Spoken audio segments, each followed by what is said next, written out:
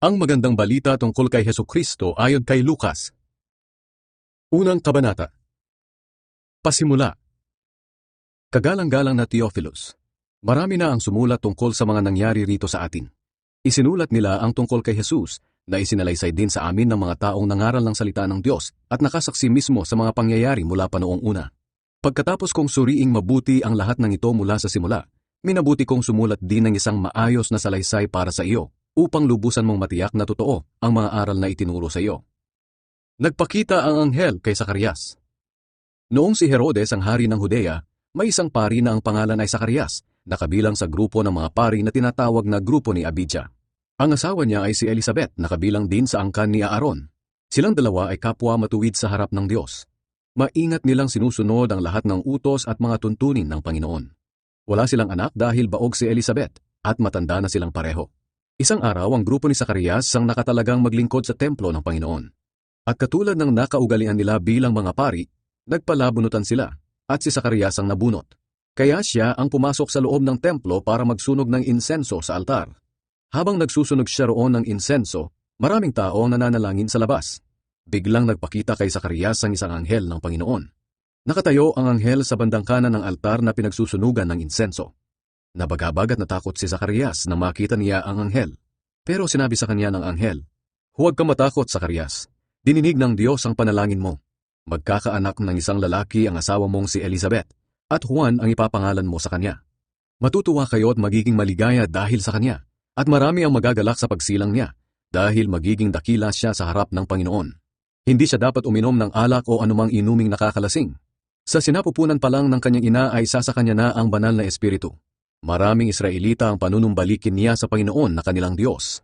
Mauuna siya sa Panginoon upang ihanda ang mga tao sa pagdating ng Panginoon. Gagawin niya ito sa tulong ng banal na espiritu at sa pamamagitan ng kapangyarihang katulad ng kay Elias noon. Tuturuan niya ang mga magulang na mahalin ang kanilang mga anak, at ibabalik niya sa matuwid na pag-iisip ang mga tao masuwayin sa Diyos." Sinabi ni Zacarias sa anghel, "Paano po mangyayari ang mga sinabi niyo? Matanda na ako at ganoon din ang asawa ko." Sumagot ang anghel, "Ako si Gabriel na naglilingkod sa harapan ng Diyos. Siya ang nagsugo sa akin para sabihin sa iyo ang magandang balitang ito. Ngunit dahil hindi ka naniwala sa sinabi ko, magiging pipi ka. Hindi ka makakapagsalita hanggat hindi natutupad ang sinabi ko sa iyo. Sapagkat tiyak na mangyayari ang sinabi ko, pagdating ng panahong itinakda ng Diyos." Samantala, hinihintay ng mga tao ang paglabas ni Zacarias. Nagtataka sila kung bakit nagtagal siya sa loob ng templo. Nang lumabas siya, hindi na siya makapagsalita at sumesenyas na lang siya. Kaya inisip nila na may nakita siyang pangitain sa loob ng templo. At mula noon naging pipi na siya. Nang matapos na ang panahon ng kanyang paglilingkod, umuwi na si Zacarias. Hindi nagtagal nagbuntis si Elizabeth. At sa loob ng 5 buwan ay hindi siya umalis ng bahay. Sinabi niya, "Napakabuti ng Panginoon. Inalis niya ang kahihiyan ko sa mga tao bilang isang baog." Nagpakita kay Maria ang anghel. Nang ika-6 na buwan ng pagbubuntis ni Elizabeth, inutusan ng Diyos ang anghel na si Gabriel na pumunta sa nayon ng Nazaret sa Galilea. Pinapunta siya sa isang birhen na ang pangalan ay Maria. Nakatakda ng ikasal si Maria kay Jose na mula sa lahi ni Haring David. Sinabi ni Gabriel kay Maria, "Matuwa ka, Maria. Ikaw na pinagpala ng Diyos. Sumasa iyo ang Panginoon." Nabagabag si Maria sa sinabi ng anghel. Inisip niyang mabuti kung ano ang ibig sabihin noon. Kaya sinabi sa kanya ng anghel, "Huwag kang matakot, Maria, dahil pinagpala ka ng Diyos. Magbubuntis ka at manganganak ng isang lalaki, at papangalanan mo siyang Jesus. Magiging dakila siya at tatawaging anak ng kataas-taasang Diyos. Ibibigay sa kanya ng Panginoong Diyos ang trono ng ninuno niyang si David. Maghahari siya sa mga lahi ni Jacob magpakailanman. Ang paghahari niya ay walang katapusan." Nagtanong si Maria sa anghel, "Paano po ito mangyayari gayong dalaga pa ako?" Sumagot ang anghel, "Sasayo ang banal na espiritu at lililiman ka ng kapangyarihan ng kataas-taasang Diyos. Kaya ang banal na sanggol na ipapanganak mo ay tatawaging anak ng Diyos. Maging ang kamag-anak mong si Elizabeth ay buntis din sa kabila ng kanyang katandaan. Alam ng lahat na baog siya, pero 6 na buwan na siyang buntis ngayon. Sapagkat walang imposible sa Diyos." Sumagot si Maria, "Alipin po ako ng Panginoon. Mangyari nawa sa akin ang mga sinabi ninyo." At iniwan siya ng anghel. Ang pagdalaw ni Maria kay Elizabeth. Hindi nagtagal, nag-ayos si Maria at dali-daling pumunta sa isang bayan sa kabundukan ng Judea kung saan nakatira sina Zacarias. Pagdating niya sa bahay ni Zacarias, binati niya si Elizabeth.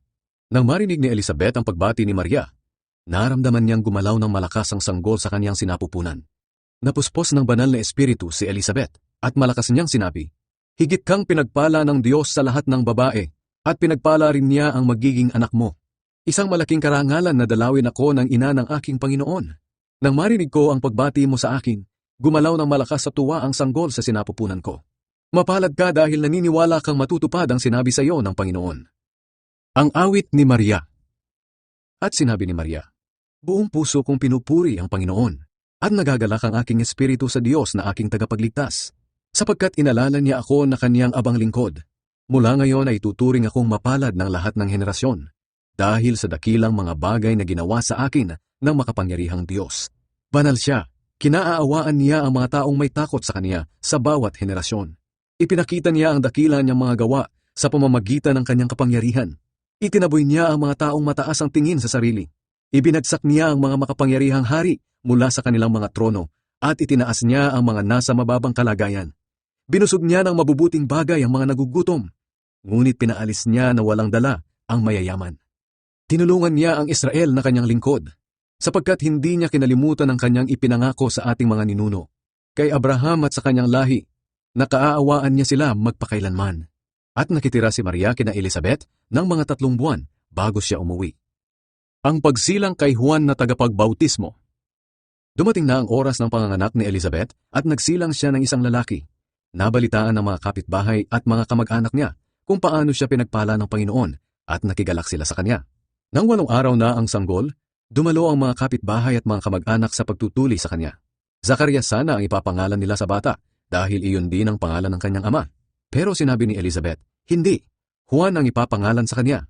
Sumagot ang mga tao, "Pero wala namang may ganyang pangalan sa pamilya ninyo." Kaya tinanong nila ang ama sa pamamagitan ng senyas kung ano ang gusto niyang ipangalan sa sanggol. Sumenyas siya na bigyan siya ng masusulatan. Pagkatapos ay sinulat niya, "Juan ang ipapangalan sa kanya." Nagtaka silang lahat. Noon din ay nakapagsalita na si Zacarias at nagpuri sa Diyos. Nangilabot ang lahat ng kapitbahay nila at naging usap-usapan sa buong kabundukan ng Judea ang pangyayaring iyon.